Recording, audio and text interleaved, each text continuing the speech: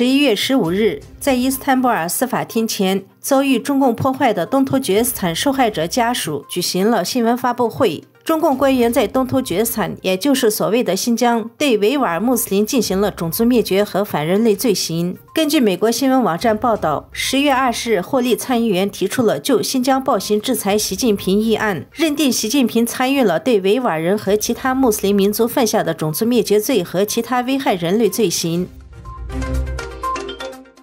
2017年以来，中国政府将数百万维吾尔人和哈萨克人关押在再教育集中营，进行了种族灭绝，造成了死亡和严重不治之症等严重后果。根据自由亚洲电台11月9日报道，在社交媒体上流传的库尔勒市公安局发出的悬赏通告称，马赫穆提·穆伊丁在逃，对提供有价值线索协助抓获的，将给予20万元重奖。对此，维吾尔国际人权及民主促进基金会主席热比亚·卡德尔要求中共必须披露库尔勒越狱的细节。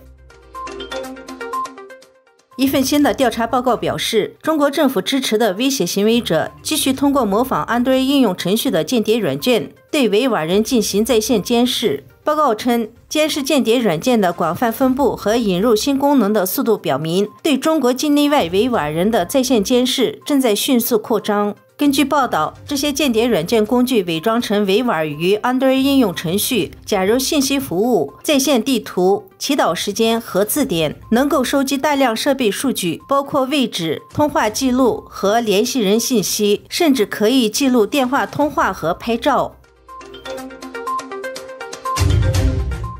11月15日，中共公布的数据显示，连续5天本土病例破万，政府一再升级管控，但不考虑民生的做法引爆民怨。14日晚，广州居民爆发了抗争。上周，当局发布了优化防疫20条，放出了逐步开放的信号，但中共既要清零又要开放的政策，使地方政府无所适从。除了所谓新疆、广州、重庆等地继续加码管控，据不完全统计，部分地区相继宣布取消或暂时不进行全员核酸。北京也在周二关闭了部分检测点。但民众的反应不一，取消了全员核酸检测后，由于疫情汹涌以及政府管控不透明等因素，吓得民众自费排队做核酸，学校开放返校，家长却不敢让孩子去上学。另外，中共周二公布的数据显示，在清零政策下，中共的经济继续受创，10月份的零售额同比下降了 0.5%， 真实的数据可能更糟。经济学家们将今年中国的 GDP 增长下调了 3%， 为几十年来的最低水平。